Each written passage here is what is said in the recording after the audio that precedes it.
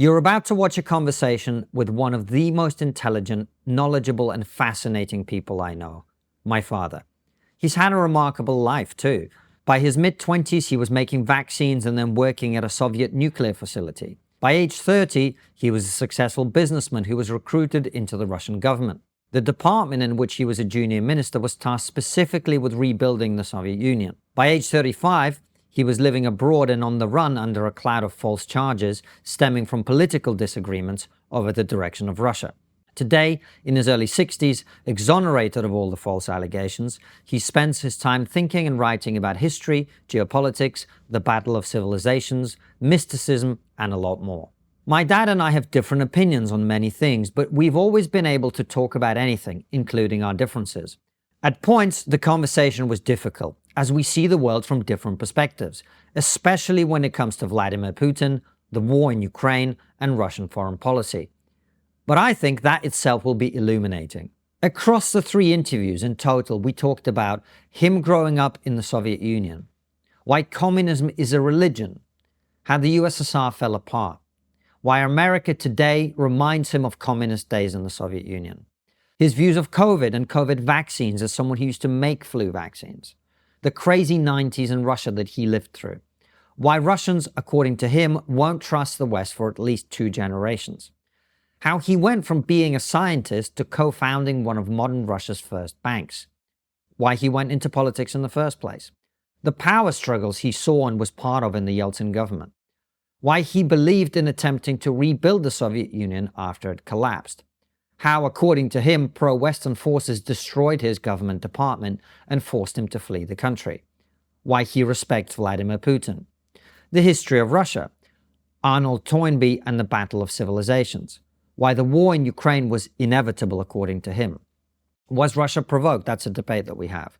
Will Russia stop at Ukraine? That's another conversation that's very popular in the West.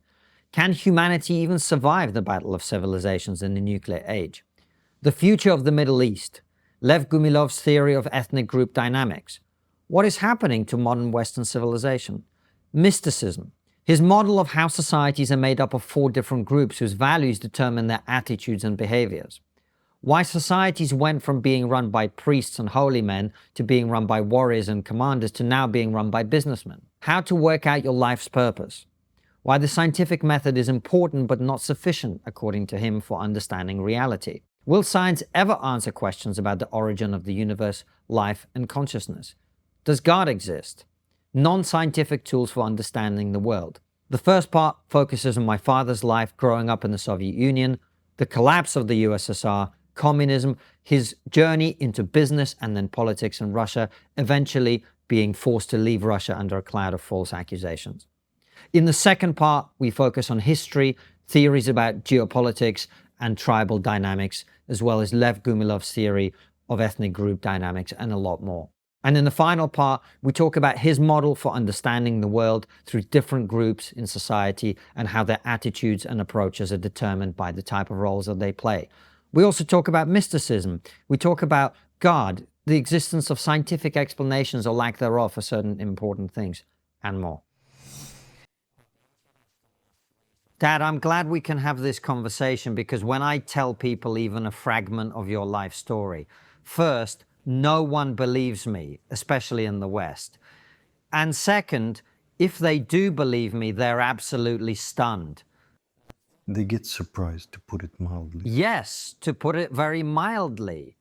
To live through so many events, cataclysms, and truly historic periods in the course of one life is very unusual, so I'm glad we're going to have this conversation. You know the Chinese proverb, right? May you live in interesting times. That's exactly what you did? Yes. You lived through a period of rapid change, and in your own life and your career, you were involved in these changes. So we'll have a fascinating conversation about the Soviet Union, its transformation into modern Russia. We'll then have a separate conversation about your political and geopolitical views, and finally, all things esoteric. But let's start at the beginning of your life story. You were born in 1962 in the Soviet Union. On the 12th of April, the first celebration of Cosmonauts Day, a year after Yuri Gagarin first went into space. What can you tell people who weren't born in that society and never even saw it about what it was like, the 60s and 70s in the USSR? You know, when you're a child, you take everything you experience as a given. So I'll try to explain how I saw everything. Today, as someone who's a lot older, I can say we were a fairly poor family, especially given that my parents got divorced when I was around 3 and were no longer living together. My mother lived with my grandmother and great-grandmother, that is, with my father's mother and grandmother. The 4 of us lived in a 2-room apartment on my mother's salary. It was enough, but only just, no luxuries. What was it enough for? Enough to eat, to sometimes, very rarely, buy something we needed, like clothes. We didn't have a lot of choice in terms of clothing. It was very modest. At that time, people in the Soviet Union mended clothes and footwear. If something ripped, we'd get it stitched. If something cracked, we'd take it to have it repaired, to have the shoe leather replaced. That's how we lived, repairing clothes and footwear. You went to school age 7. Yes. So it was in the late 60s. Say 69. I was at school from 1969 through to 1979. At that time, did you have the sense that you lived in a country that was trying to build communism? That Lenin was everything and so on? By this point, there were already a lot of jokes about this because it was a period, after Stalin's death, the Khrushchev period was a period of decline. Stalin was far from ideal, but when he was in charge, there was order. And anyone who tried to break the law would be ground into dust immediately. But when Khrushchev came to power, it was prohibited to prosecute or even investigate senior communists. The people at the top became effectively exempt from the law. So the leadership was starting to decompose by this point. Not the people at the very top, they were still ideological, but the people in the middle, the people who would have been shot under Stalin for stealing or abuse of power were immune from prosecution under Khrushchev. So there was a growing sense of disorder. It was a kind of decline in my view. So by the time I became aware of the society I was living in, from age 5 onwards, 1967, it was still a socialist society, but not entirely. But I remember that when I was small, so in the 80s, you and Mum tried to keep me out of being a little Octobrist, young pioneer and so on. I don't remember that, to be honest. I was a little Octobrist, young pioneer and Komsomolets, and I am not worried about it. I understand. But you did your best to keep me away from it. Anyway, in your childhood, it was something everyone went through. Well, not quite. Everyone became a little Octobrist. It was simple. In grade 2, you'd be given a badge and told you were now a little Octobrist in a society where everyone understood what that meant. What was it? What was the point of this system? I don't know what the point was exactly, but it helped give people a sense of we're all part of one world, one community. But it was a process of including you in the Communist Party. Yes, it was communist ideology, it was part of that. And then almost everyone went on to become a young pioneer. But there were certain conditions, and there was an element of threat, i.e., if you misbehave, you won't become a young pioneer. Then what would happen? Well, if you're considered human, that's good, right? What about if you're not? That's bad, right? You're with us, but not one of us. You didn't become a young pioneer. It was a common ideological timeline. As a child, you'd become a little Octobrist, then a young pioneer, then a Komsomolets. And by the time you became an adult, you were a communist.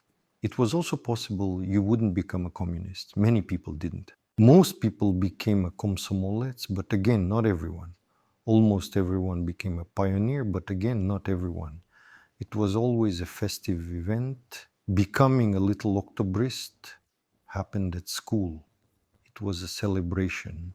But when we became young pioneers, it was in the Lenin Museum in Tashkent. It was very festive. We were happy. And the red tie we wore wasn't an issue. We got used to it. And you didn't have to wear it day to day. I just want to compare because even later, when I was a kid, I remember portraits of Lenin all over my school. And I remember you and Mum warning me that people would try to get me involved in all of this stuff. But in your childhood, this must have been even more intense. Yes, the people of my age all have a pretty good understanding of Lenin's biography, the history of the Soviet Union, and some of us even know the history of the Russian Empire and Russia more generally, as well as the entire region. We'll probably agree that in the Soviet Union, certain subjects were taught well. History, maths, the natural sciences. But what I'm curious about, given the context that this was a closed society, what were you taught about the West, about America, etc.? At school, nothing.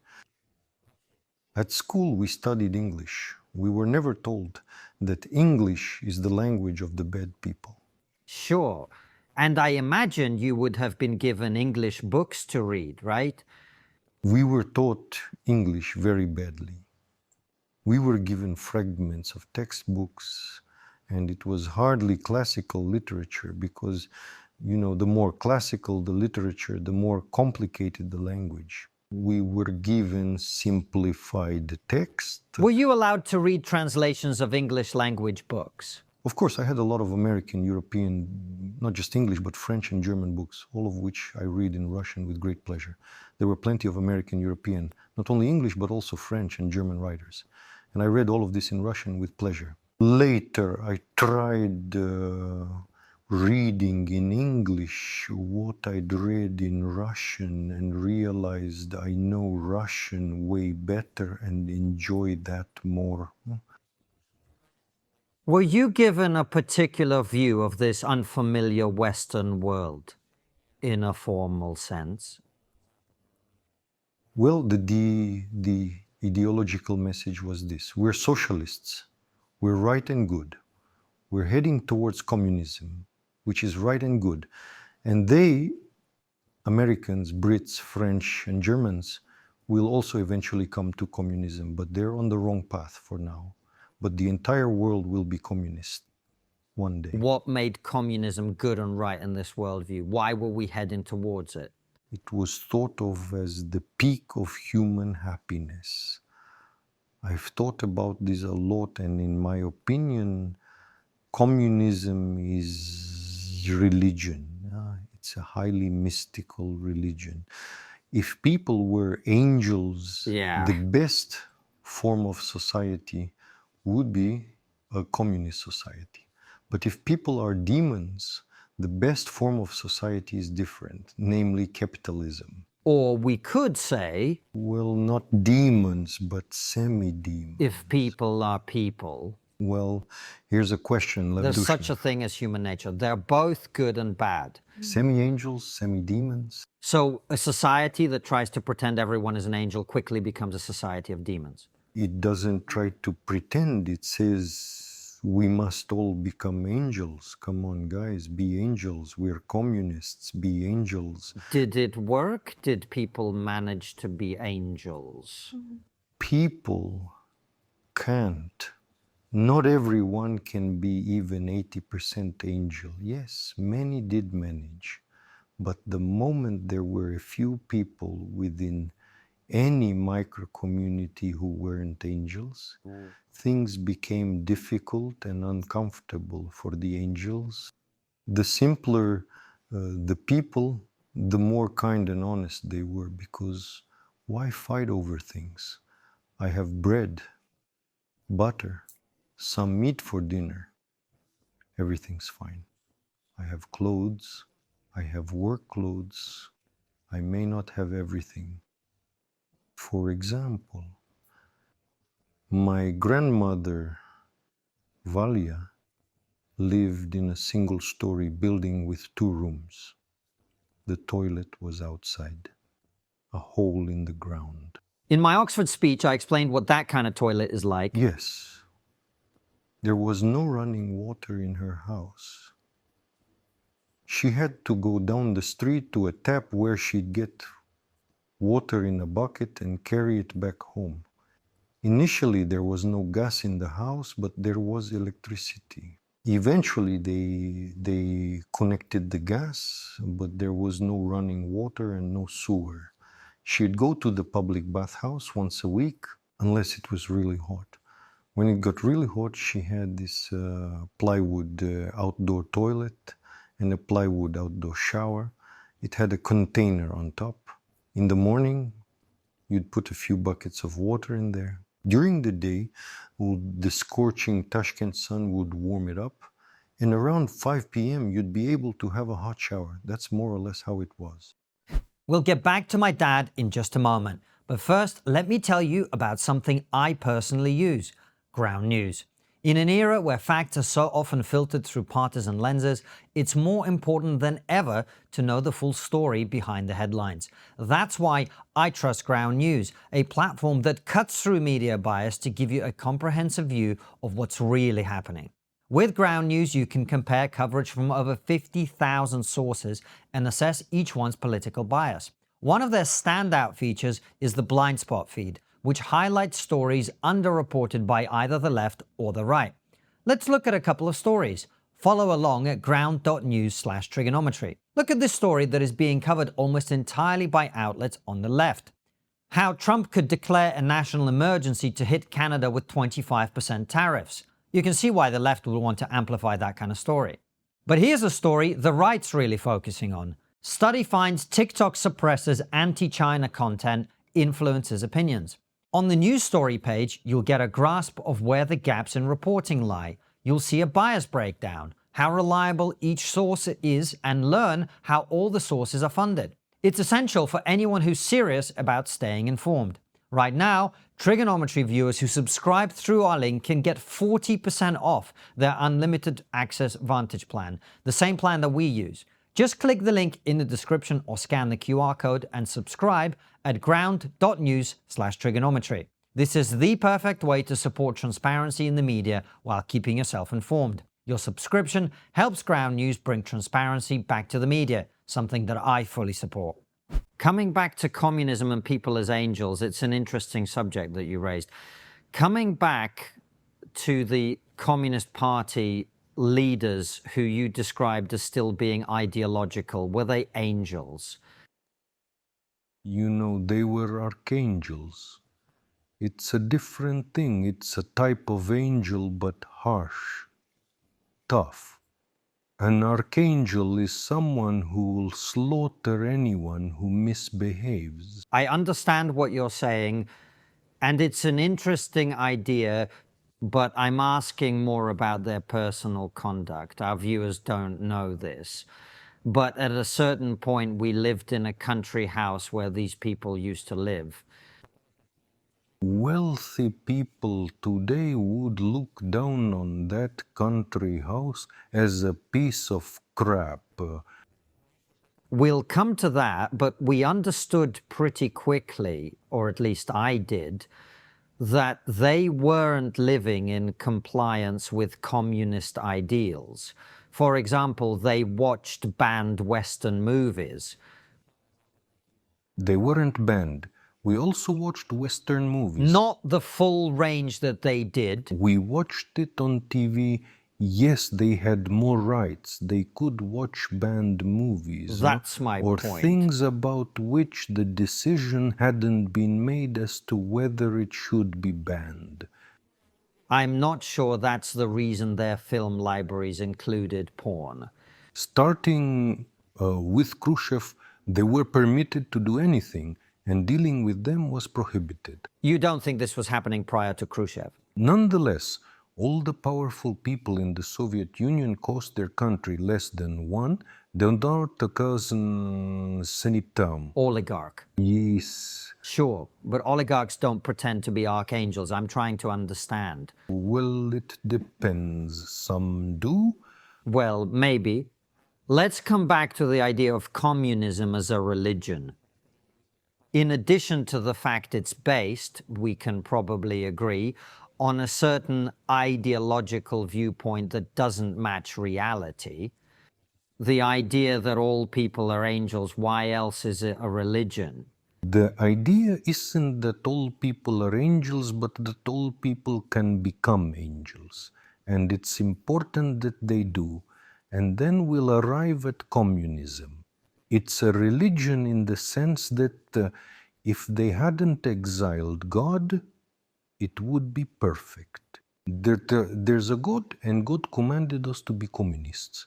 But they said there's no God, we are God. It's a continuation of what we may discuss in our next conversation. The idea invented in Europe, which I call the evil of humanism, replacing God with man. Man isn't a God. We'll talk about it next time. This was another framework that saw man as God-like. And communism also put man in God's place. Not only that, but also that the simpler and more working class that man was, the more important a God he was. Something like that. Religion involves a whole host of rituals. We had plenty of those. Tell us about them. I mentioned we were inducted into the Young Pioneers in the Lenin Museum. Every capital of every Soviet republic and maybe even every regional capital had a Lenin museum. What's funny is that every one of these museums had his coat, which he was wearing when he was shot at by that woman, I've forgotten her name. There was an attempt on his life and he was shot. So there was a coat with bullets. Was in every museum. It was funny, but it was a ritual. There were many rituals. For example,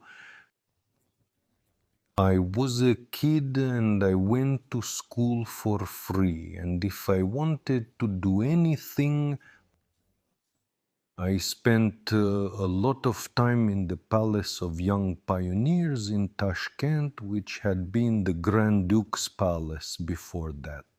The Grand Duke had been deported to Turkestan a long time prior, and his palace became the Palace of Young Pioneers. So I went there to learn public performance. Reciting poetry, public speaking, etc. I went to this club for free. And eventually, as a reward for some achievement or other, I was sent to a Republic-level Young Pioneer summer camp on the coast of the Aral Sea. This wasn't the best deal. My schoolmate who went there with me won a trip to Arctic, whereas my trip was in Uzbekistan. Interesting. Again, you've raised a subject that our viewers may be unfamiliar with. The idea that you can't buy what you want, even if you have money. To get something, it has to be issued to you. Tell us about that. Well, I didn't mention it, but let me explain it. It was more complicated. Only expensive things had limits. You couldn't just go buy a car or especially an apartment. You couldn't do that because it would be a violation of the socialist system, which said that everyone is equal. So if someone's a lot wealthier than someone else, that's bad. The highest salaries for the top people in the country were approximately 5 to 8 times more than what my mother earned, who was just a junior lecturer. That's how it was. On the other hand, if you were a government official, not only was your salary not 160 but 700 rubles, but also you had access to a food shop no one else had access to except other government officials. There you could buy food that cost 2 rubles in any other shop for 45 kopecks, because the prices had been kept at the level of the 1920s. This was deliberate. What about the quality? Was it the same? If you remember, when we lived at this country house, the quality of the food was very high. I remember when you were in hospital once, this may have been in the 1990s, the USSR had collapsed, but the customs and some systems were still in place. You told me that in your ward, there was a woman who was from these top party circles. It was either you or someone else there who took out some basic salami out in front of her. Yes, that wasn't something I saw. I told you this story. So she saw someone take out this basic sausage. She said, "We don't buy food in the city, we don't eat food that's for the people." Food for the people. Yes, I remember well, this phrase very well. So these special food shops. Yes, that's what I mean when I say decline. This was occurring by the 80s or so. So you watched this happen? Yes. When I was a kid, I did a lot of the shopping. The adults would send me to buy things, and I saw it with my own eyes, and I saw how over time the choice, quality, and quantity of everything went down. At the beginning, I might have to queue for 10 minutes to buy meat. I'd be third or fourth in line. By the end, I'd have to queue for hours to buy 1.5 kilos of meat that I was allowed. You couldn't buy more? It was often the case in stores. We've got a certain amount of meat or whatever else it was, and everyone was allocated a certain amount they could buy to make sure everyone got some. So by the end, you'd be allocated 1.5 kilos, and you'd wait for hours in a queue of hundreds of people. That was the economic decline of the Soviet Union. Were you given an explanation for why this decline was happening? We were not allowed to call it decline. We weren't even allowed to notice it. Everything is fine. What would have happened to someone who did notice? We all knew. What did you know? That there were shortages of different things in different cities. But you said you weren't allowed to notice? In Tashkent, things weren't too bad. In Moscow, things were very good. Well, Moscow is Moscow. My grandmother brought me sweets from Moscow that I'd never seen because we didn't have them in Tashkent. Whereas in Norilsk, where my wife and your mother grew up, they were extremely well supplied, well provided there was enough, because they could only deliver food there a few months a year when the ice had melted, but what they delivered was generously distributed to the citizens. Let's come back to the idea that you weren't allowed to notice the decline. You weren't allowed to call it decline. By this time, the idea was that criticizing something, anything about the Soviet Union is completely unacceptable. We were supposed to be respectful. What would have happened if you said, we've got decline going on, I just spent 3 hours in line for food at school or at work? There'd be a big argument. If you were an adult and were trying to achieve something, you would almost certainly have been in real trouble. What kind of big trouble? Different kinds. You wouldn't have been shot like in previous decades. When people could be executed for expressing anger at the state or the socialist system, but they could have kicked you out of the Komsomol, which meant you wouldn't be able to go to university.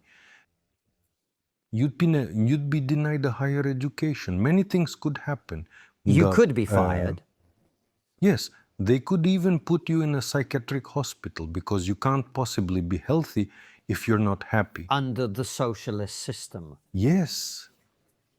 There was a time in the Soviet Union when dissidents, not a huge number of them, but some, instead of being prosecuted and punished, were simply declared clinically insane and put in prisons for mentally ill people, i.e., psychiatric hospitals, where they were treated extremely badly. It was worse than going to prison. No? So you all knew that something like this could happen to you? That was one of the errors of the time, because one of the main ideas is that making mistakes is how you ultimately succeed. But if you refuse to accept that you make mistakes, you stop growing. You stay as you are and you can't move forward. The socialist system declared its goal was to move towards communism, but as soon as we were prohibited from acknowledging the system wasn't perfect, that put the brakes on. So there was no feedback mechanism? I don't know if it's about feedback, but there was no ability to draw conclusions, gain experience, adjust the plan, and move towards the original objective. What's the point of making mistakes? I gave this a go. It didn't work because of X, so let me try a different way. Okay, that didn't work either because of Y. Let's try another way that's different to both. That worked. But if I keep doing things the original way, I'll never achieve the goal I'm aiming for. That's one of the reasons communism failed. Were you a communist when you were a young man? I was a little Octobrist, a young pioneer, Komsomolets, but I never tried to join the party. Why not? First of all, because I didn't want to. See, in the 1920s and 1930s, being a communist was an honor. It was a sign that you'd earned something, as I mentioned to you, Kshatriyas. Our audience doesn't know about Kshatriyas yet, so let's keep them out of it for now. Okay, well, being a communist was an honor and a reward in the 20s. But by my time, it was more like, if you want to be in charge, you need to be a communist. And if you want to be a communist, it's preferable that you're from as ordinary a background as possible. If your parents were members of the intelligentsia, your chances of becoming a communist were pretty slim. If your parents were peasants, then your chances were better. Your class background predetermined your opportunities. Your family class background, yes. You yourself could have been a PhD.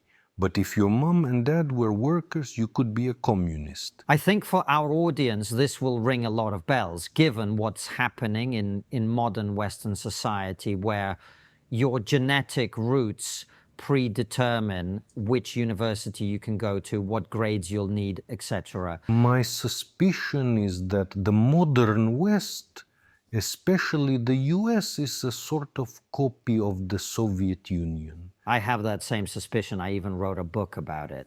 The smell is the same, no? Yes, we'll come back to that. But I think the issue isn't socialism. It's the same mistakes being made, the ones we've been discussing. Lack of feedback. Lack of feedback.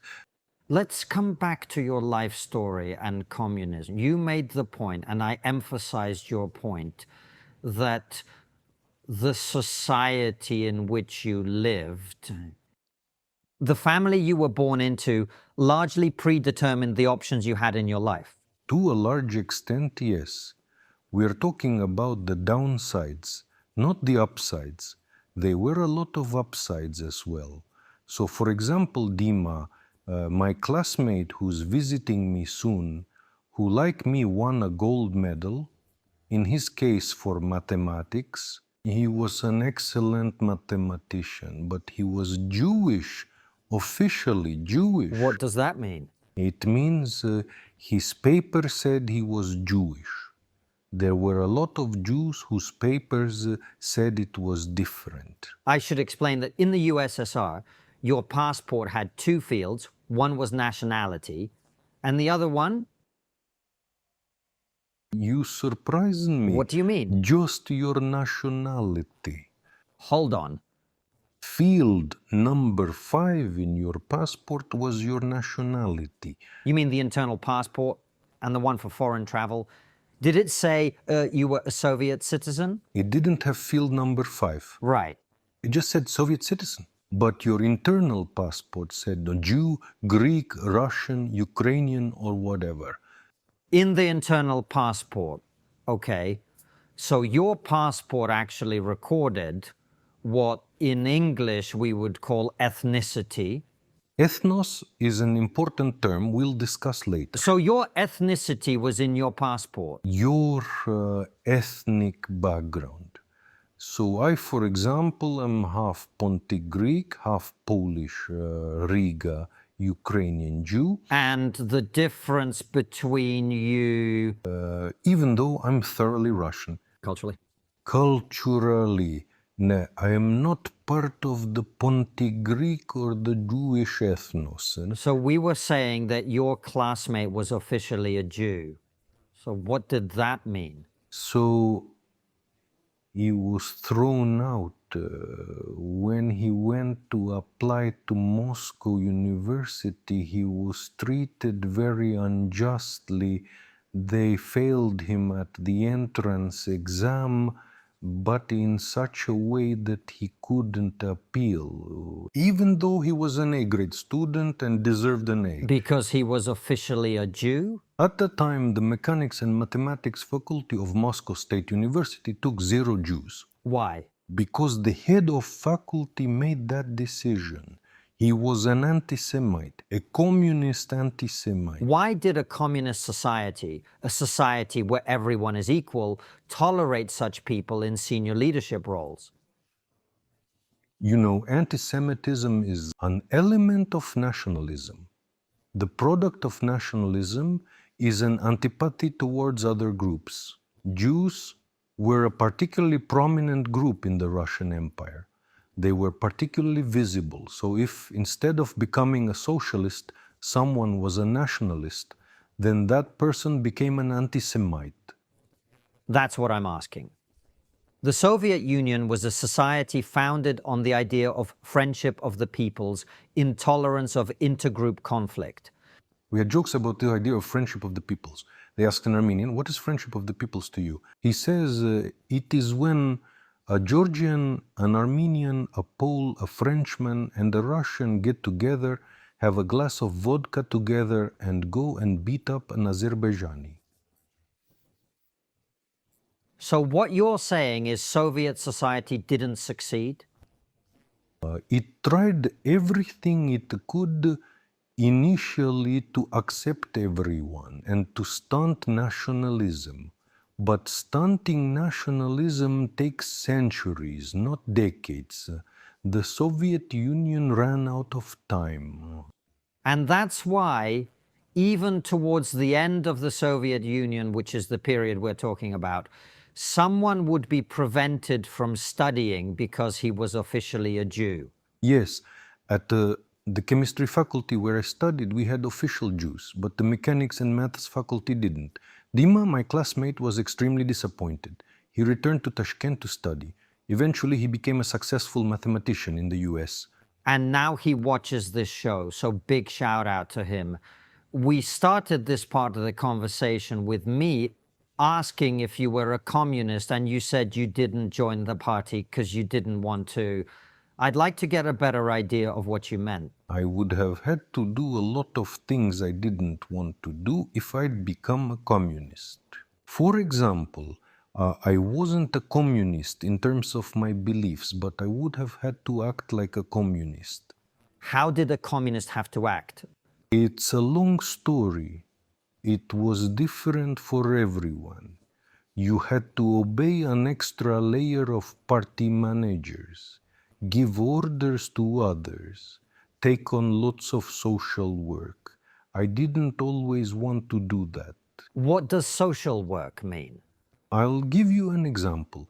We started talking about my life journey and we haven't yet got to university. At uni, I had social work that I voluntarily took on. In my first year, I made a big mistake. I signed up for a so-called operations unit, like a student police officer. Why does a university need student police officers? To maintain order, to be on watch in dorms, to prevent crime, etc. I just want our audience to understand. There were students whose job it was to go around the university and maintain order. It was their social work, which was additional to their studies and everything else. So in addition to their studies, 2 nights a week, they'd have to be on duty in this operations unit. And it was a big mistake because it was not a pleasant job for me to do, because you had to use force against people. They may well have been guilty, but I had no desire to be the one to tie their hands. I didn't want to be a policeman. So being a communist and a party member meant at some point you'd become a weapon of the system. Yes, a weapon of the system. You had less freedom. Against your fellow citizens. It might have been against wrongdoers, but it's just not my nature. Some people like beating up people who deserve it, and some don't. So being a party member meant either physically or metaphorically beating people. It was like serving in the army. I am not a military person. I can do my duty. For example, when I was a student, we did reservist training. Based on that, I became a reserve lieutenant. But honestly, it's not my nature. Okay, got it. I'm also not a police officer. But I did sign up for this operations unit and worked there up until the 1980 Olympics as a member of the Olympics police force. We were even on duty in Red Square at one point, which was very interesting, but after that I quit. You realized it wasn't for you. It wasn't for me. Then I became editor of the Wall newspaper. Your audience knows what that is. No. Wall newspapers were small, private newspapers published on a piece of cardboard on the wall somewhere. I became an editor of the chemistry faculty's Wall newspaper, and that turned out to be important social work, and because of that, I was asked to be a member of the student council. Because of that, I was allowed to go to Berlin as part of a student construction brigade. In the USSR, if you were allowed to go abroad, you were very lucky. Not everyone got so lucky. Why weren't you allowed to go abroad? Thus, that was the deal. It went something like this. Our people live here. Other places are wrong and dangerous. Anyone who goes there must be a professional, trained to ensure they are not affected by it. Going to other countries is harmful for Soviet citizens. Why? Because you'll be indoctrinated with harmful ideas. Such as? That America is better than the Soviet Union. That's indoctrination? Of course, it's a lie. They'll indoctrinate you otherwise. That was the official line. I was allowed to go to East Germany because it had and still has strong links with Russia. It was a very friendly place with a similar mindset, but it was still a foreign place. So you were allowed to go there as a reward for your achievements. I was allowed to go there because I was considered worthy, reliable. I did important social work. I was a member of the student council. You couldn't be corrupted by the enemy's hostile Yes. ideology. No, okay. I'm just trying to finish this thread of the conversation. It was a pain in the ass. Not awful. Being a party member? It was a pain in the ass. Also, my parents weren't members of the proletariat. My parents were both lecturers, scientists, the intelligentsia. They weren't from the proletariat. I see. It made things hard for me.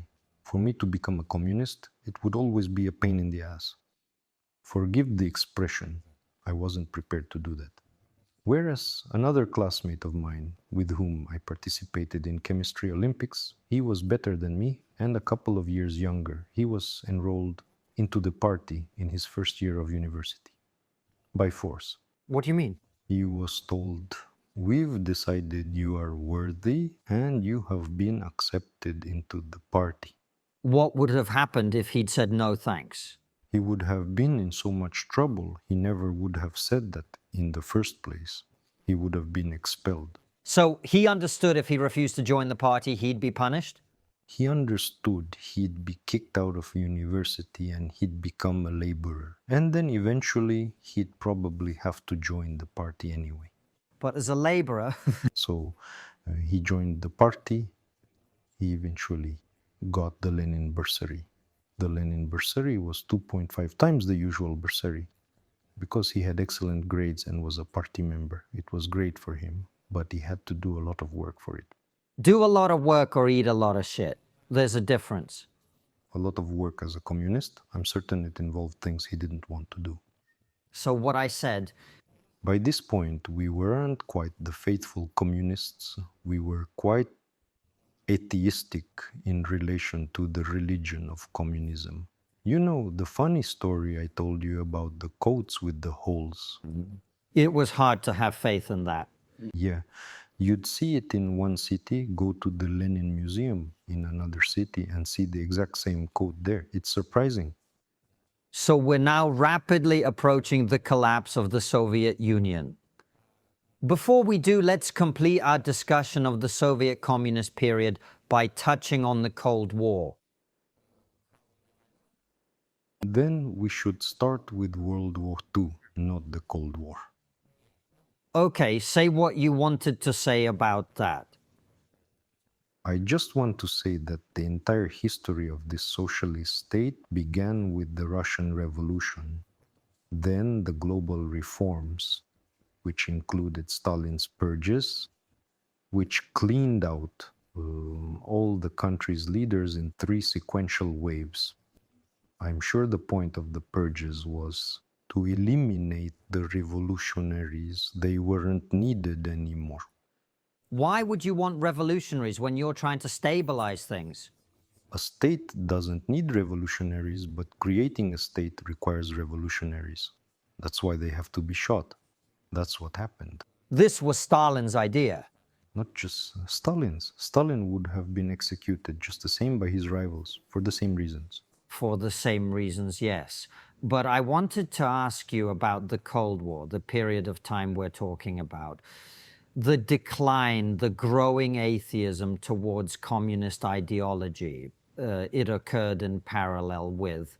In the West, this period is seen as a period of active struggle with the Soviet Union, which it basically was, right? Before that, we fought against Hitler and Nazi Germany together. Of course. There were lots of other things. There was a time when the Russian Empire used its fleet to protect the US from Britain. That's not what I'm talking about. There were many different events in history. But inside the Soviet Union, by this point, as I said, this was the Khrushchev-Brezhnev period, during which there was a decline. So-called stagnation. Stagnation was after. Stagnation was the late Brezhnev period. What I'm trying to ask is this. Did you have the sense that you lived in a country that was engaged in a struggle with a mortal enemy? I wouldn't say I felt we had a mortal enemy. This is a very primitive way of thinking about it, because we can be allies today and enemies tomorrow. We'll talk about civilizations later. We're rapidly approaching the period when you left Uzbekistan and went to Moscow State University. You were a talented student, especially in natural sciences. Chemistry was your speciality. Before I went to grade 7, I was given a chemistry textbook for grade 7 and 8. I read it from cover to cover before school even started, because I found it fascinating. Then I read a lot of other chemistry books for kids. Then I started reading chemistry books for adults. Then taking part in Olympiads. I went to Moscow because in my last year of school, I got a pretty good result at the All-Soviet National Chemistry Olympiad. And I was invited to be considered to represent the country at the International Olympiad. And everyone in that group was allowed to join any university in the country without taking an entrance exam. I had a choice to make. I thought about going back to Tashkent. It was clear studying chemistry there wouldn't work for me, so I would end up being a doctor. I had an offer to become a surgeon. There was a wonderful man, one of the best surgeons, who was interested in teaching me from the first year of university.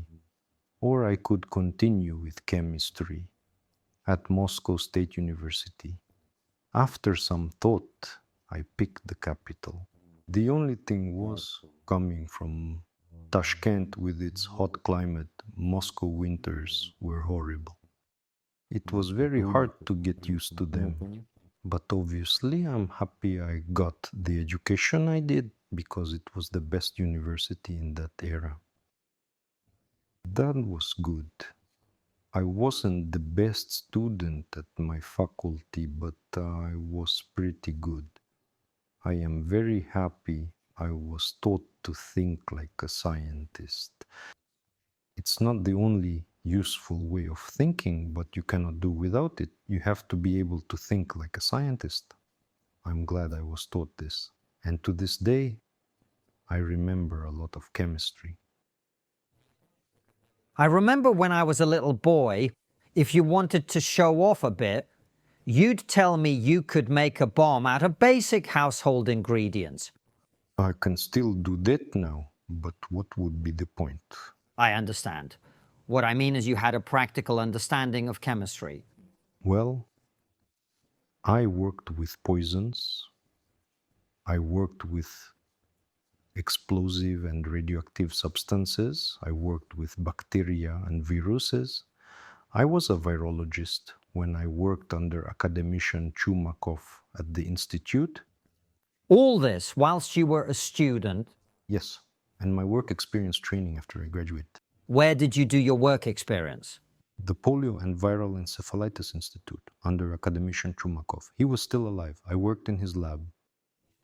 First of all, we regularly made a special flu vaccine for the elderly and children, for the most vulnerable. The rest of the time we did various types of research, including trying to find a universal solution for all viruses. One of the ideas we tried made a little progress, but my work experience ended, and by that point I wasn't that interested in it. But we had some initial results. It was very interesting. This is a serious detour, but I wanted to discuss this with you. We all know that in recent years, vaccines became controversial because of what was done. As someone who made vaccines, what can you say about it? I published an article about this on Facebook actually, right at the beginning of the panic about COVID. My view is that vaccines aren't some sort of sacred thing. I don't think we need to vaccinate everyone against everything. I also don't think every vaccine is dangerous, and I don't agree with people who are against vaccines outright. My view is based on pragmatism. If your risk from being ill is significantly higher than your risk from being vaccinated, you should get vaccinated. You need to be vaccinated against certain illnesses because you'll die. Or you've got a 30% chance of dying if you are unvaccinated. In that case, get the shot. But we shouldn't be vaccinating children against diseases that used to kill kids in the 19th century because we have drugs. A child that catches one of the diseases, like measles or whooping cough, can be treated. In the 19th century, they would have died. But now they can get treated, so they don't need to be vaccinated. There are other nuances. Not all vaccines last your full life. Some last 8 years on average. Many viruses change over time. The flu changes every year. So every year you need a new vaccine for it. The cycle lasts about 60 years before an old variant comes back again. If you were vaccinated 60 years ago, you might be immune to the old variant, which is now back. COVID is the same, but the change is less frequent. The flu is different. It changes every year, whereas COVID changes in a different way and not as frequently. During the pandemic, there was the idea everyone had to take a vaccine. That was wrong. The real idea seems to have been to earn money. That's my cynical view. We didn't need to vaccinate everyone. What's more, there are serious concerns that the majority of people who died of COVID in hospitals weren't killed by COVID. They died because of incorrect ventilation. It's complicated, but my view is that it's important to get vaccinated against dangerous diseases, especially regional ones. If you're going somewhere, you should get vaccinated against the lethal disease that's prevalent there. But getting vaccinated against every disease possible is also wrong. You don't need to do that. One of the things that people are saying now is that they were conducting gain-of-function research in a lab in China. I don't know if you're familiar with it, but it's when the virus is manipulated in such a way that it is enhanced or something is added to it. It's not just the Chinese who are doing such research. I disapprove of this very strongly.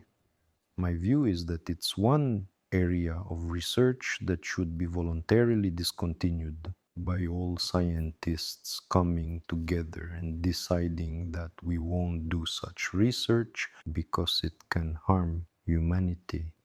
We may mean well, but the result will be harmful. We want more knowledge, but will create disaster. The same is true of serious modification of humans. It would be a great evil, even though the reason people will do this will be positive. I don't think we should be doing this. Do people do such research because of the arrogance of scientists who think we'll do it because we can? There are people who do it for that reason. But I think the real reason is that there are people who are willing to pay for such research Why is that? in the hope of making more money. During your work experience training, you worked with explosive substances, bacteria, and so on. Do I have it right that after that you worked at a nuclear facility? Yep, it was part of the nuclear Physics Institute in Tashkent. We handled radioactive materials there and made radioactive products that were sold to hospitals. Sold in the Soviet meaning of the term. The state took them from us and gave us money and then distributed them to hospitals. We were well paid. My wife and I both worked there and earned very good money for that time. So you got your chemistry degree at Moscow State University and go back to Tashkent to work at the nuclear facility. First, I did work experience for 2 years at the Polio Institute on the outskirts of Moscow. It was on the road to Vnukovo Airport. Then Marina and she graduated from university. I finished my work experience placement. I negotiated for us to both be employed at the Nuclear Physics Institute, and we worked there for several years. You lived with us in Tashkent then? Yes, I'd already been born.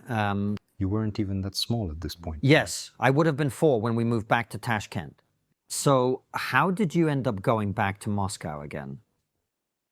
I'll tell you very briefly. My university grades meant that I was sent to write and defend my dissertation at one of the best biochemistry institutes in the USSR. The plan was that I would stay there to do my PhD, but by this point my father was in serious trouble with the KGB, and all members of our family were punished, including me. I was given a C grade in an exam for no reason for a political subject, and my PhD recommendation was taken away. What was the exam? The exam was called Scientific Communism. So they failed you on purpose? At the exam, they listened to me in silence, then asked me to go out without telling me what grade I got. When the examination ended, they put a sign up showing who'd got which grades. I had a C. That same day, I was called to the party committee of the faculty and informed that my PhD recommendation had been withdrawn. That was my unofficial punishment for my father being a dissident. So let's talk about my grandfather, your father, being a dissident from the beginning. Yes, he was a dissident. The first time he really got in trouble was in 1968. At that time, the Soviet Union was having problems with the Czech uprising, which was put down by East Germans, Poles. The so-called Prague Spring. Yes. At that time, my father was doing his PhD at the physics faculty of Moscow State University. He also went there from Tashkent in his day to do his PhD. They had a so-called English club where they spoke English and discussed the Soviet response to the Prague Spring. They were critical, and naturally one of the people there was an informant. He reported everyone to the authorities. They were all interrogated. As far as I can tell from the documents, my father refused to answer any questions. And so he was told he'd be held responsible for everything. In the end, he finished his PhD program, defended his dissertation, but he couldn't find employment as a physicist. He was forced to look for other work to support his family. And so that's how he became a great translator of scientific literature into English. He brought almost every great physics book available to the English-speaking world with his translations. That was his first incident. Let's just zoom in on it a little bit. Some people watching and listening might be thinking, well, it was 1968, so not the 80s yet. Why wasn't he shipped off to a psychiatric hospital? Why didn't he get a really severe punishment? Well, he wasn't a hardcore dissident. He was an amateur dissident. And he was punished accordingly. Professional dissidents. As far as I know, he decided he couldn't become a professional. A professional dissident? Yes, he understood that his family would be punished very severely, and he can't afford to have his wife and daughter suffer like that for his desire to be a dissident. So he never became a career dissident. The punishments he got were commensurate with that. So, at that point, these so-called amateur punishments consisted of him not being allowed to pursue his career in his field. Yes, they said to him, you can't work as a physicist. You're not one of us. We can't trust you. Go work somewhere else. So he found a job at some institute where he worked as a researcher, but it wasn't physics. It wasn't his level. So he was prevented from having a career. His wife was also fired, right? Not at that time. That was the next time. So at this point, it was just his career that got taken away? He was told being a physicist wasn't for him. Physics requires loyalty to your country, and you are a dissident. That was the first time. The second time was when you and the whole family were punished as well. My father underwent pretty unpleasant interrogations. There were some serious informant allegations against him. And to be fair, they had this group of amateur dissidents who were openly and harshly critical of the Soviet Union, communists, and everything else. I listened to their discussions sometimes, but never took part. I just listened and realized they are just as crazy as the communists. And why was that? Why? Because they were extreme. They had these strong convictions, but no thinking, just beliefs, sacred beliefs.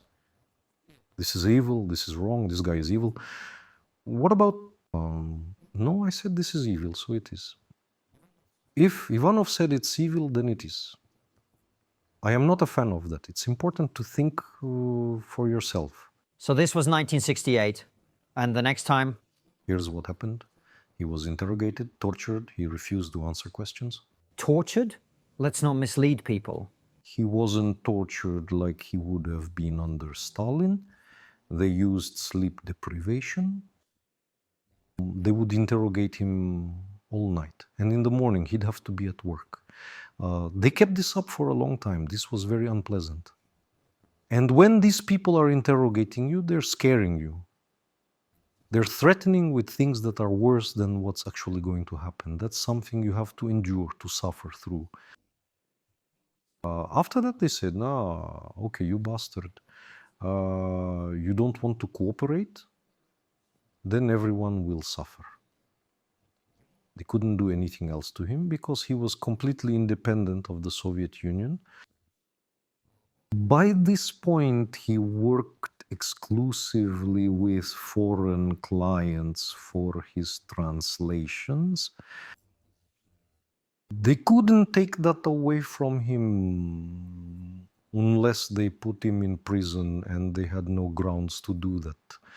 And the period where you could put people in prison for no reason was over. So they told him everyone else is going to have problems. They fired his wife. Hold on. This second incident was when? I was in my 4th year of university, so it would have been 1984.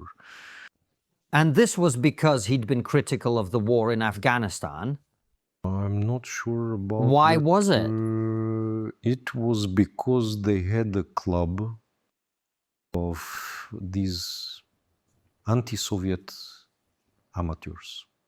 They got together in the evenings. I'm sure there were informants there too. This was pretty standard. If 20 people get together and shout some slogans, one of them then goes and writes a report.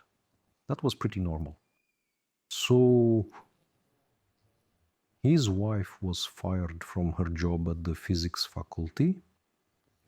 His daughter, my stepsister, was kicked out of Moscow University. She was in her 1st year there. The formal reason was that she had engaged in the dishonorable conduct incompatible with being a Soviet student. They claimed she had forged medical documents or something. This was all an excuse. She wasn't even an adult. It was totally illegal. And by this point, the power of the KGB was waning, and the people responsible for children's rights got involved and said, "You have no right to do this without our approval. Reinstate her immediately." And she was reinstated. As for me, they just gave me a C in the exam on scientific communism for no reason and told me I can't do my PhD if I got a C in this exam. Bye. So there was a whole big mess. And ultimately, I ended up doing work experience with academician Chumakov. He was a wonderful man, and I'm very proud to have worked under him. After that, you went to Tashkent. Yes, we worked at the Nuclear Physics Institute for a while, and then I realized the Soviet Union was coming to an end. Hold on, let's definitely talk about that. How did you know the Soviet Union was coming to an end? What year was it? It was 1989, in the very end of Perestroika. What did it coming to an end look like? You know, I can't give you specific indicators. Everything just seemed to indicate that complete chaos is coming and the system won't hold. There were very strong nationalistic eruptions in different Soviet republics. Basically, the central imperial power looked like it was gone. Basically, the central imperial power looked like it was gone. It couldn't hold it all together. At this point, Gorbachev was in charge. And it was his last year too. There were lots of issues. People in the republics were starting to avoid doing what they were told. All sorts of problems, and as always, nationalism started rising. So I decided that as non-Uzbeks, staying in Uzbekistan wasn't the smartest thing to do. Besides, it became clear that my job was a dead end. It became boring. I had lots of materials. The equipment was great, but there was no great purpose. There was no mission. No mission. So I decided to go back to doing my PhD and went back to the chemistry faculty to do that.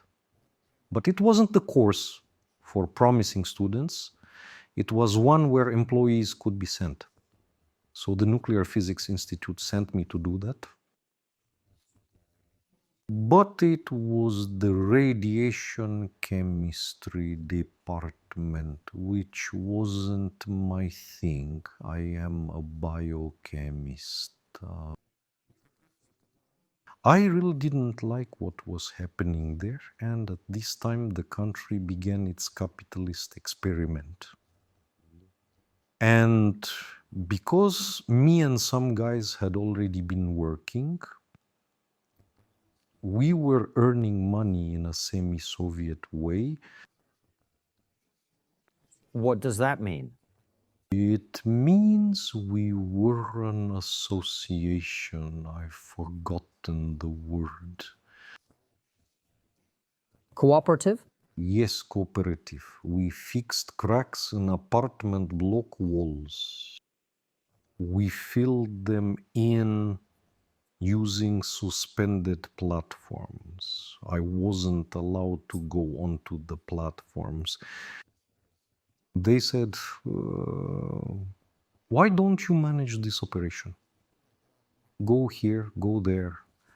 I ended up doing 48 circles around Moscow with the driver and Zhiguli, the cooperative, provided.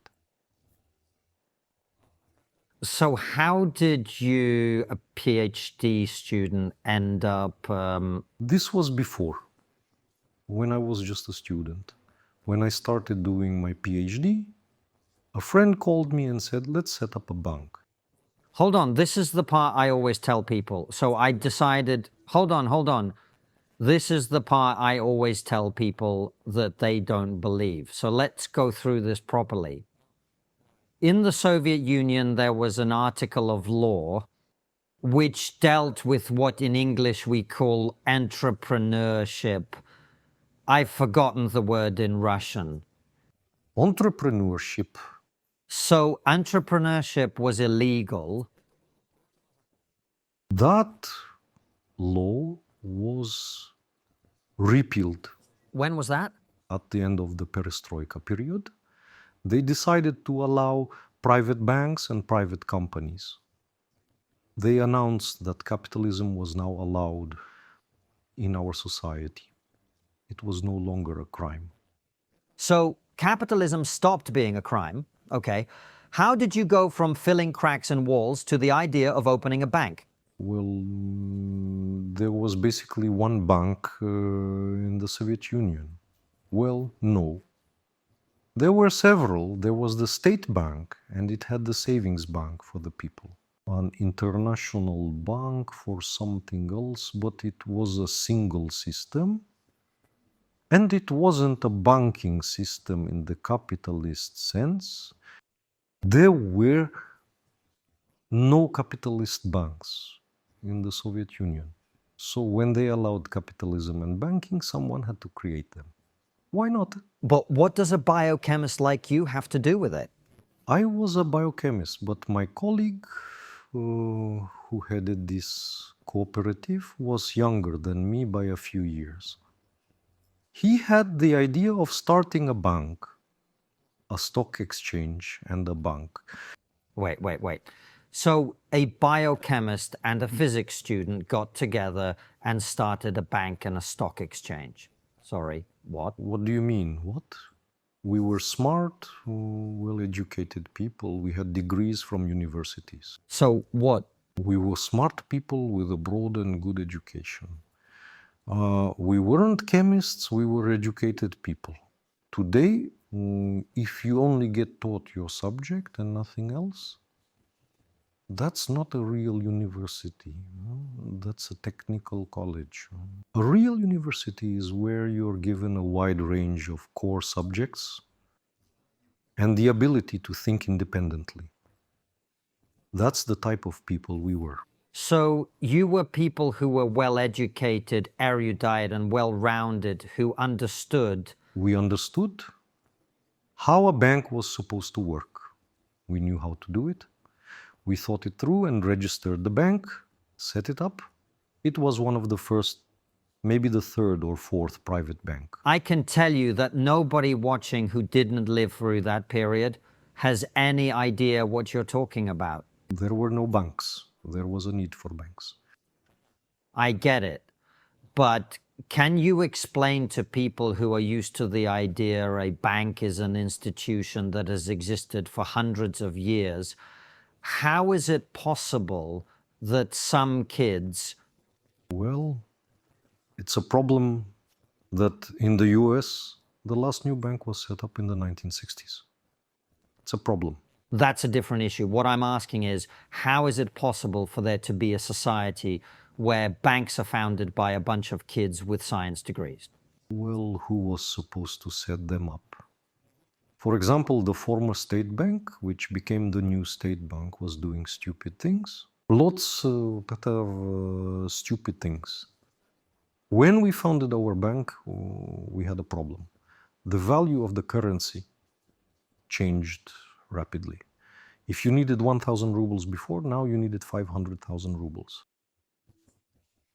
And all of these transactions were made in cash at that time.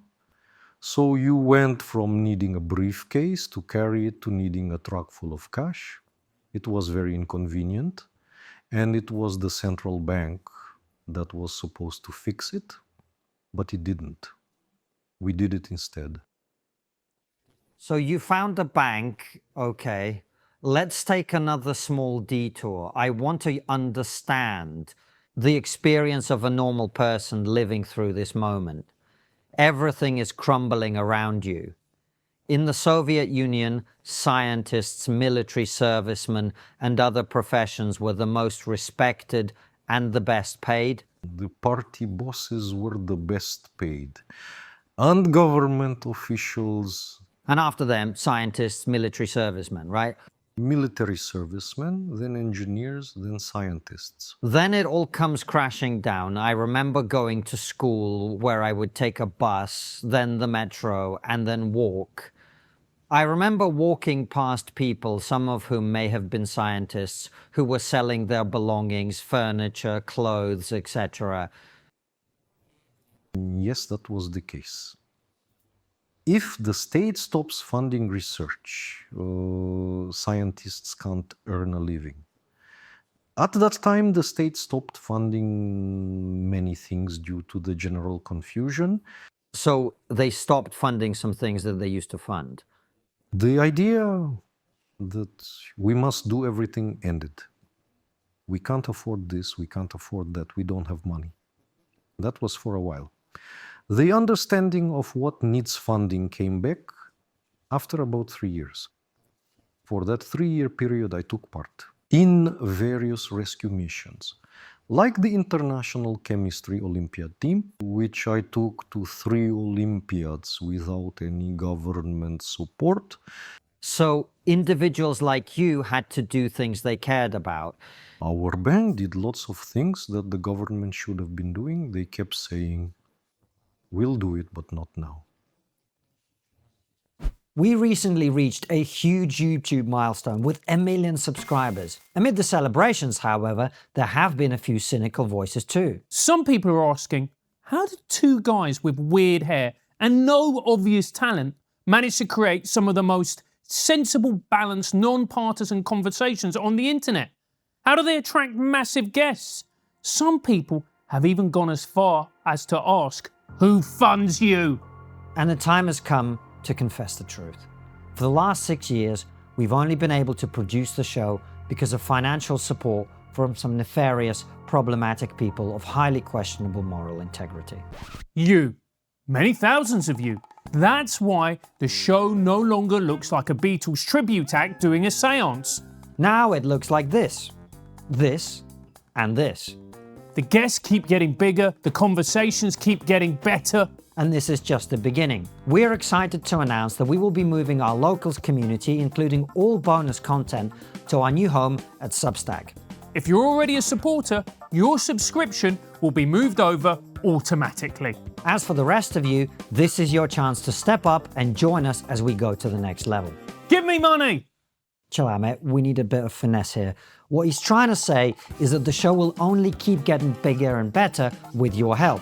You already know about the bonus content we have for supporters. For just $7 a month or $70 a year, you get ad-free extended interviews with a chance to ask our incredible guests your questions. But with Substack, you're going to get a lot more. Insightful articles on upcoming guests, a weekly newsletter, the ability to chat with each other on the app, both privately and in threads.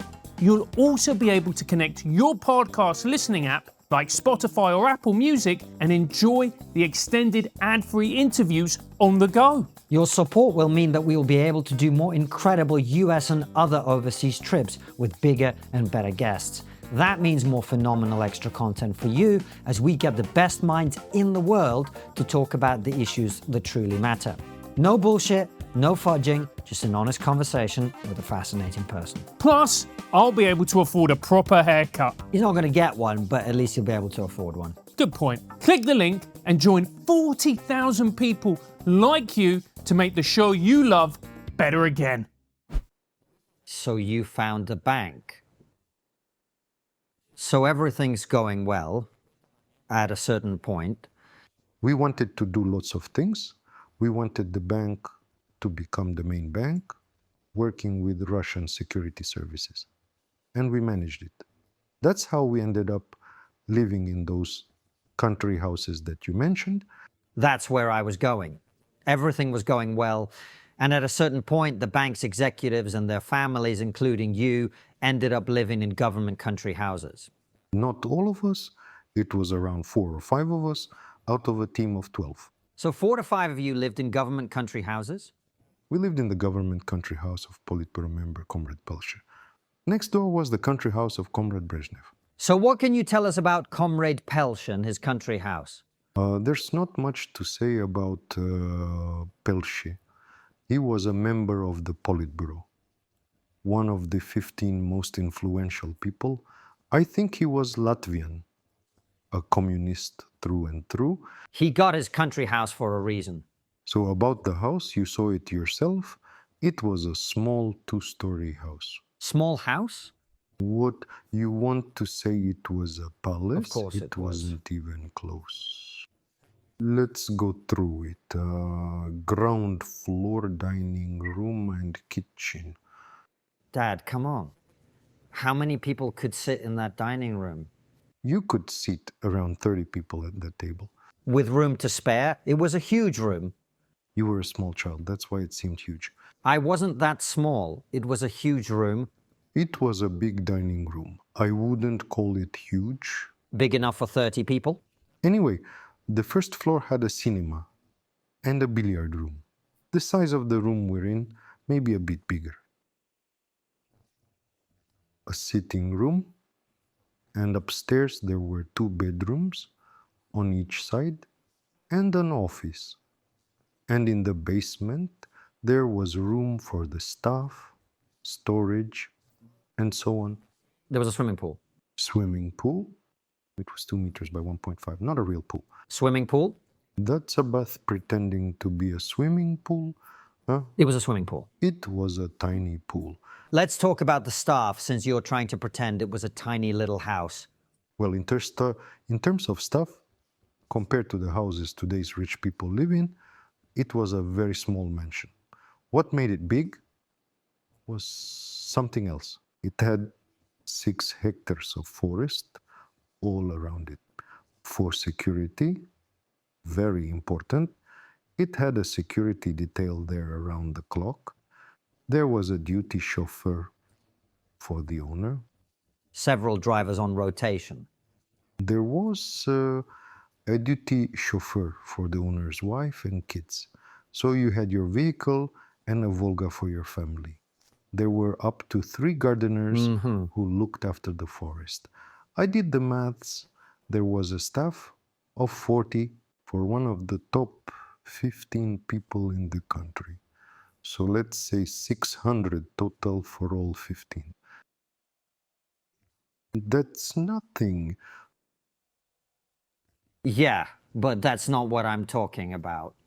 I mean, it is all very modest. 40 staff, that's very modest. Well, for someone who's effectively the king's senior advisor, that's very modest. That's not what I'm talking about. I'm saying you were just living in a 2-room apartment. No, for me, Well, that's what I'm talking about. and I'm talking about the social situation. For me, of course, it was an amazing house. The best thing was that at one point, some Chechen criminals tried to raid our bank to get back something they'd lost. It was their own fault.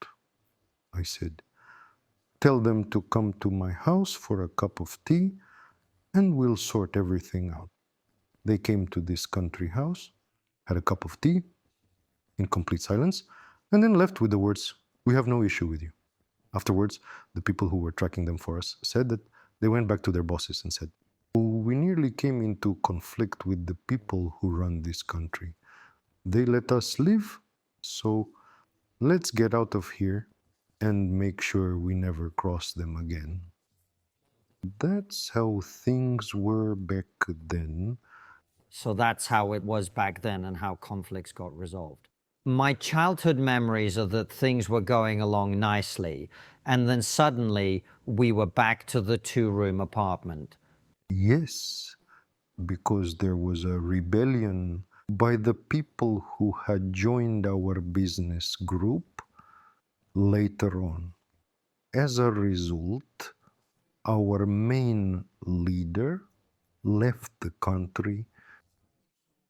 They tried to kill him. It was a big mess.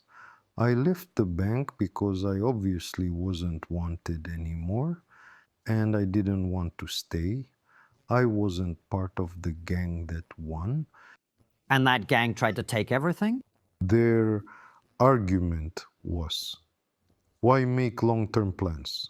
Let's just split the cash right now. Whereas he said, we have enough for now, let's invest. They said, no, let's split it now. He was also wrong. I don't think he was a saint and they were evil. They were evil, but he was also seriously wrong. In the end, the team split apart and the bank went downhill pretty quickly after that. Correct me if I'm wrong, but the leader, he ran away to the US and took almost all the money, right? Well, there wasn't that much to take. There wasn't a lot of cash specifically. He went to America and took some money. Yes, he thought he'd be able to handle them. He only left to avoid being killed, but he couldn't handle them. And so he and two of us who were his closest associates, we lost. We were forced out.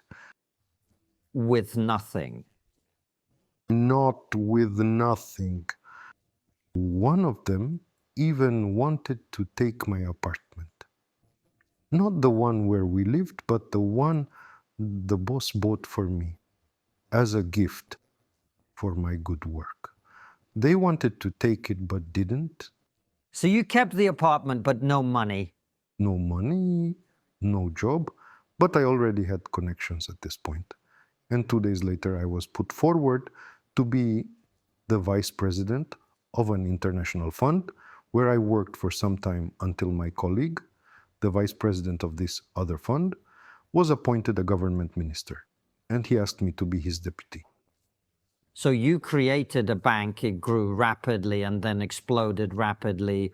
There was a power struggle and it fell apart. In the space of just a few years? Yes. So you ended up kind of with nothing, but you had connections, so you found a new job where you were doing well and earning good money. And then you're asked to become a deputy minister for relations with CIS countries. Yes, because my colleague, who appreciated my work a long time before that, Boris Yeltsin, was sent to work under him. And he was told to ruin Yeltsin's career. He was construction minister then. But he didn't. He took pity on him and looked after him. And Yeltsin didn't forget. And made him a minister? Yeltsin made him a minister, and he was effectively appointed to challenge the foreign ministry. The foreign ministry would deal with the US and Europe, whereas my boss would deal with former Soviet countries, which were now independent. In my role, I went to Ukraine twice to lead negotiations regarding the Black Sea Fleet. We'll come to that. Let's just get the timeline established. When did you become a minister? 1993 or 1994? 1993, I think. For a Western audience whose only Russian knowledge is Putin, this is way before Putin. It was under Yeltsin. Under Yeltsin. So you're appointed deputy minister. By the time Putin was appointed, I was no longer in Russia. We'll talk about that. Because there's this idea on the internet that I'm critical of Putin's actions because my father was an oligarch who fled from Putin. I'm no oligarch, and I didn't flee from Putin. I left during the Yeltsin era. Okay. So you're appointed deputy minister. For finance and economics, there were two issues. Each deputy minister was responsible for something like finance and economics, construction or transportation, and the second area of responsibility was regional. So I was responsible for finance and economics across all the regions and for all matters, for Belarus and the Baltic states. I see. For example, the union with Belarus, this single country idea, I worked on that So, what were the goals you were set? What was Russia's foreign policy towards former Soviet countries at this point? Well, I didn't accept the job because I had dreamt of being deputy minister. The minister showed me a decree signed by Yeltsin on his request, which made it clear that our ministry was no longer just there to resolve conflicts arising from the USSR's collapse. Its job was now to advance Russia's interests in former and future neighboring countries. So, what were Russia's interests at this time, as you understood them? The main interest was, for example, with Belarus, we wanted to create a single country, another union. The countries in it would have more independence, but it would have been a union. We wanted to recreate our country. That's why I agreed to take the job in accordance with the decree. It wasn't well paid, was it? Not only that, they even took my car away that I was supposed to have as a deputy minister. I used my own. So, you gave up money to do this? Well, I was spending the money I'd saved. I was paid a salary. How much? It was a decent salary by the standards of that time. But how much? I don't remember. It was a long time ago. Was it $100 or $100,000? I don't even remember how much it was in rubles. Similar to what a university professor would have been paid. Okay, but compared to the salary you had in your previous job? Oh, it was ridiculously small. I agreed to work there for way less than I was earning before because it was what I wanted to do. You wanted to recreate the USSR? Yes, to end the negative effects of the collapse. What negative effects exactly? Well, the worst thing that happened was mortality went way up. The population of Russia fell in comparison to projections in a similar way to how it fell during World War II. It was terrible. Because mortality went up, not because some countries split off. It was mortality. Russia lost 20 million people. Correct? Yes. This was due to alcoholism and drugs. Murders and other things. Criminality. Huh? To put it simply, life became very hard. Average life expectancy fell sharply. The number of deaths spiked. Huge losses. It hadn't yet happened fully, but you could see it coming. Those were terrible years. I can tell you that as a deputy minister, formally, people in my position weren't being assassinated because murderers still had fear and respect for government officials. But still, every time I went home, I knew local criminals could be waiting to stab me to death near our apartment block. Why? What for? Just like that. Because maybe I had money in my pocket. And when leaving work, I would call my wife saying, I've left. Arriving home, before getting out of the car, I would say, I've arrived at the entrance. I'm getting out. You see, that's how it wasn't easy. So the country was really struggling across the board. Yes. Was the first war in Chechnya already happening? Yes. So you've got war, criminality, terrorism, prostitutes everywhere. I remember it was like that. It was terrible. Absolutely terrible. It was good for people who wanted to become super rich. If you tried really hard and managed to survive, if you weren't killed, you could become super rich. But for normal people, it was terrible. Did you know people who were killed during this period? There was a guy whose apartment I asked to stay at once because of the problems I had later on in the story. He took me to an empty apartment he used to live in.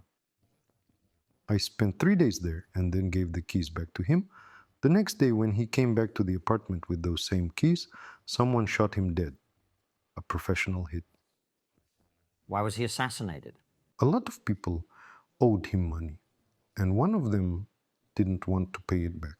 It was easier to kill him than to pay him back. Yes. So the country's down in the dumps. Then you're appointed minister? Deputy minister. They wouldn't have made me minister.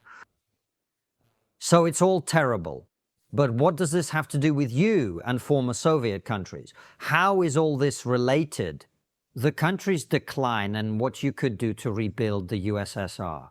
The decline of the country was a consequence of what was going on and led to the collapse of the USSR.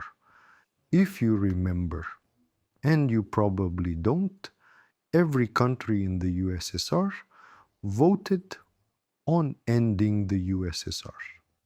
In Ukraine, everyone voted to stay in. Can you imagine that? A few years went by and we've got a different situation, but that applied to everyone. Me too. I thought I had a chance to remedy the mistakes. That's what I tried to do. The agreement with Belarus was an example of something I took part in.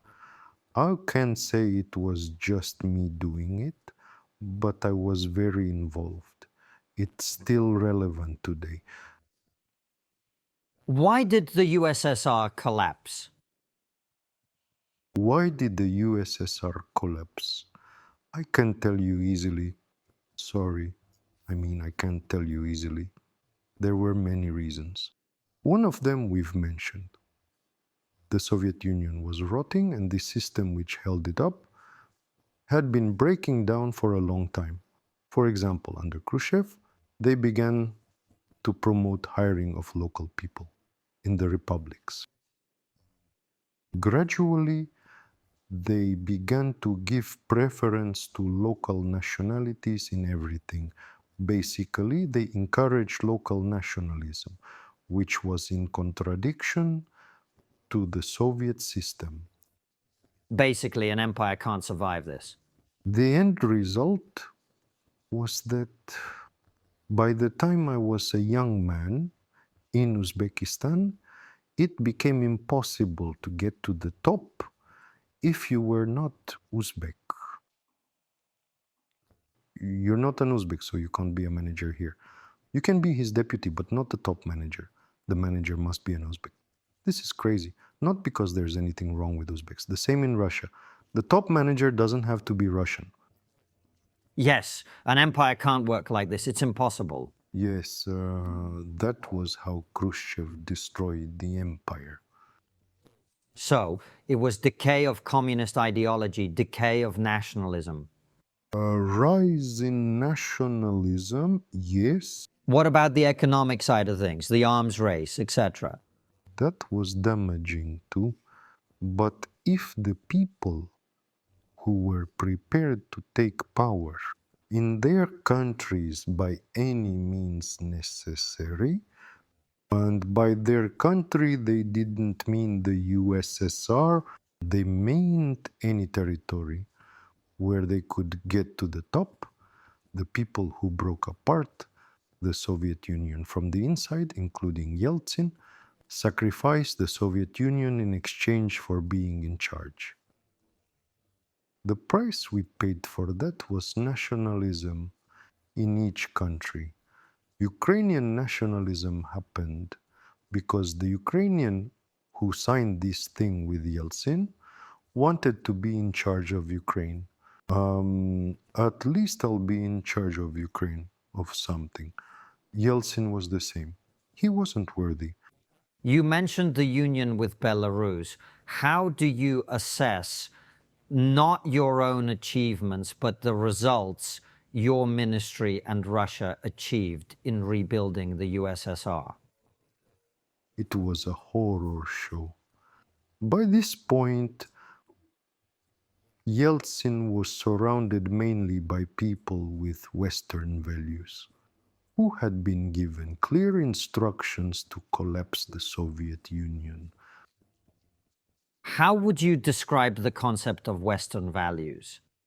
By Western values, I don't mean what people in the West ought to do. I mean they believed that Russia should not be a powerful country, that everything in Russia must be subordinate to the West.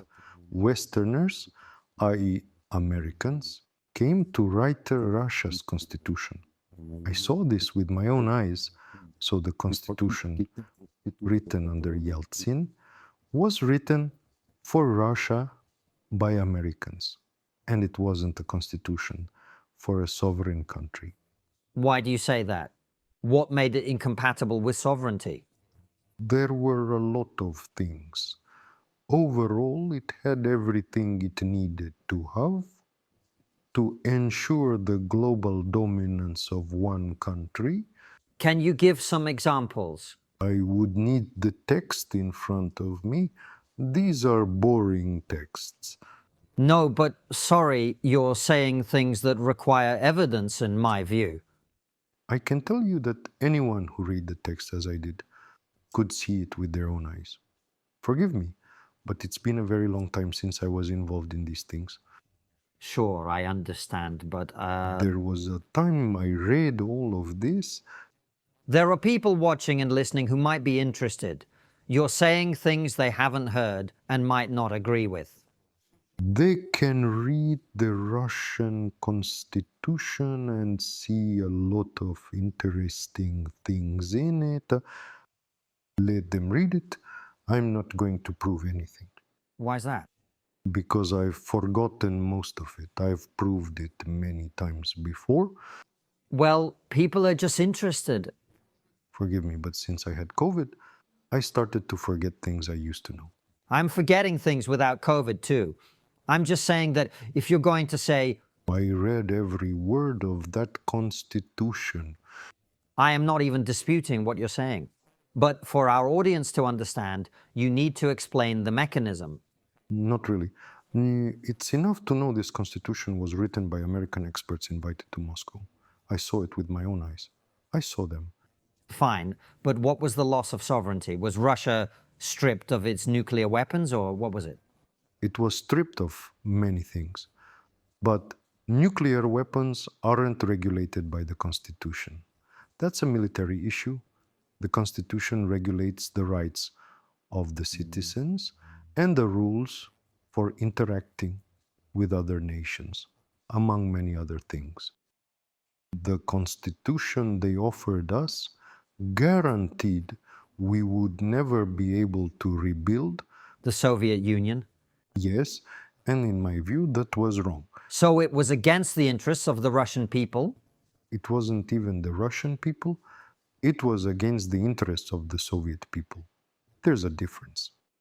At that time, almost all Soviet people voted to keep the Soviet Union together. Even the Baltic states? Yes, the Baltic states, Ukraine, everyone, because that's what they thought.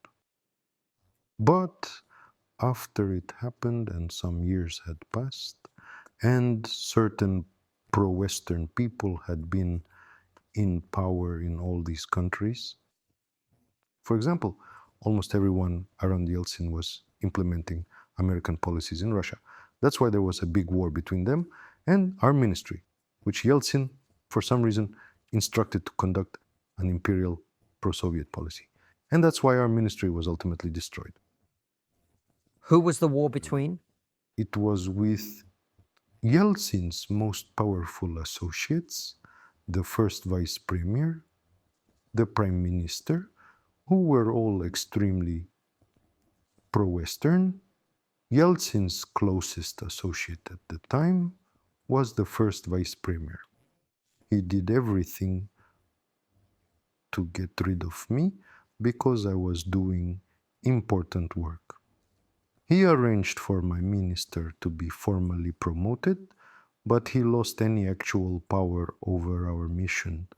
As a result, our vice premier from our team was sent to work in some business. As for me, he tried to put me in jail. That's why I left Russia. Okay, let's come back to that.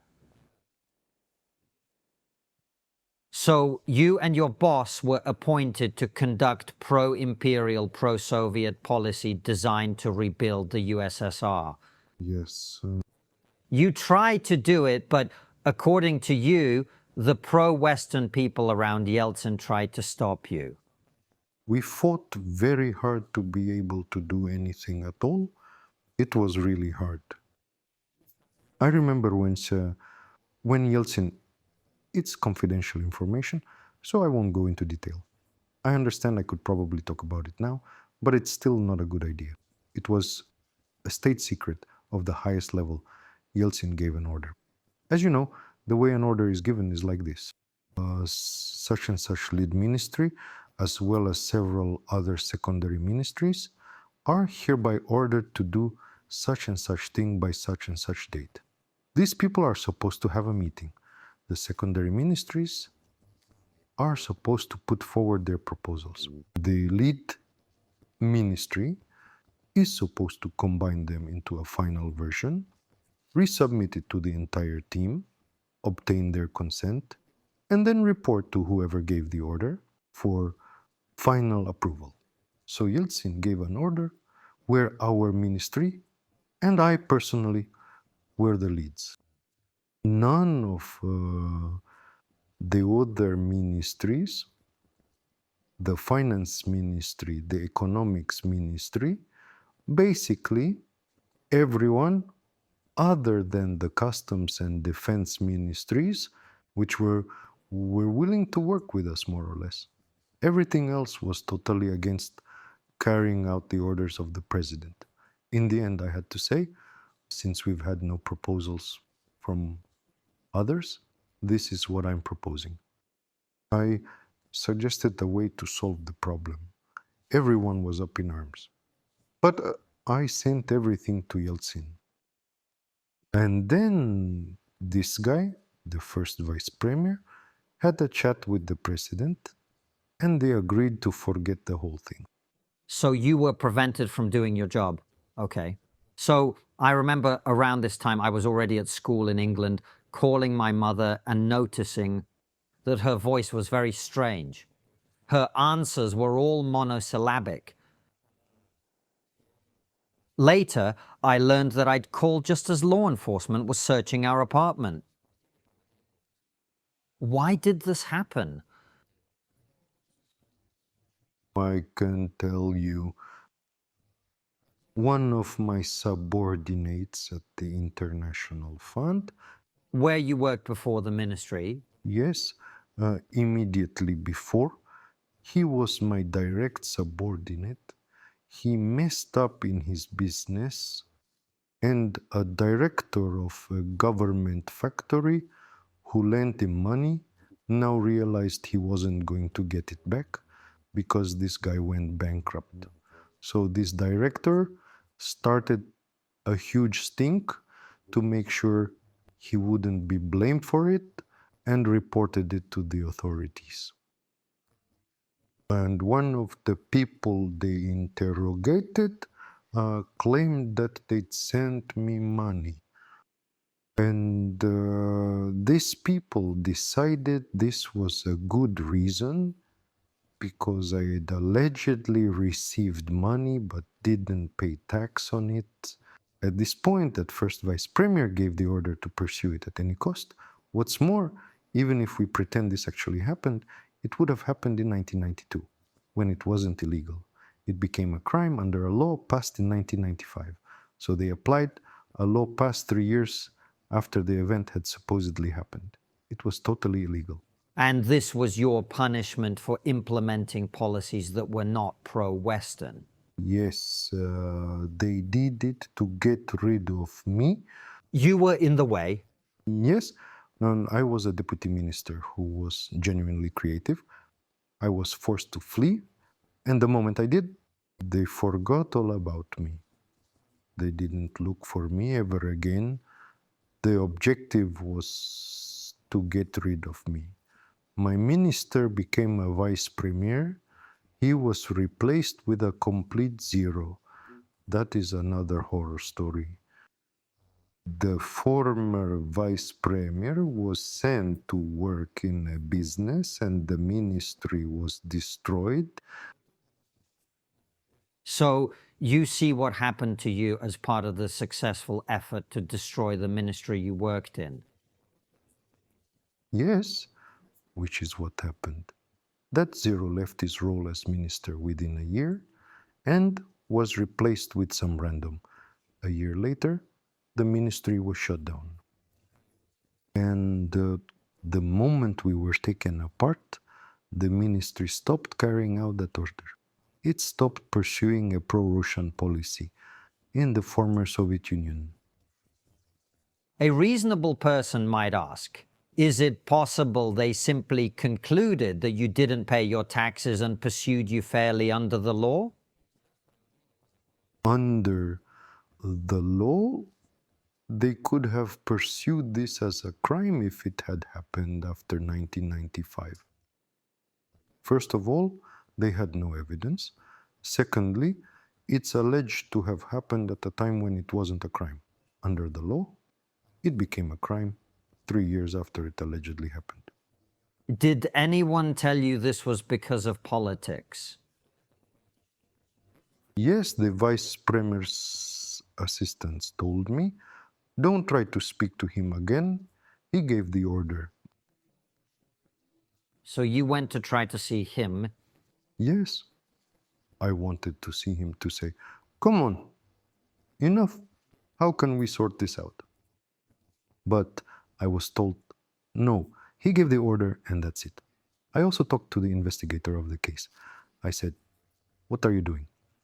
You're breaking the law? He said, we've been given the order to get this to court by any means necessary. Yes, we know it's against the law. The court will decide. I understood at the time the judge could be given an order, just like the investigators, to put me in jail by any means necessary. That's why I got on a plane. Russia wasn't a country with blind justice at that time, let's say. Justice was extremely not blind. So Lady Justice had both her eyes open. To be honest, the idea of blind justice is as much of a myth as communism. There's no such thing. A judge is only human. So he can be influenced, he has his own interests, and if he's clever enough, he can work out a way of doing everything to his benefit. So they had an order to get the case to court. The court likely would have had an order to put me in jail no matter what. And that's why you decided to leave. Yes, I was fired thankfully. I tried to resign 3 times. I said, let me go handle this. And then you can take me back if you want. They rejected my resignation and then fired me with pomp and ceremony with the Prime Minister, saying, we got rid of the bastard, the people can now rejoice. What was the outcome of the case in the end?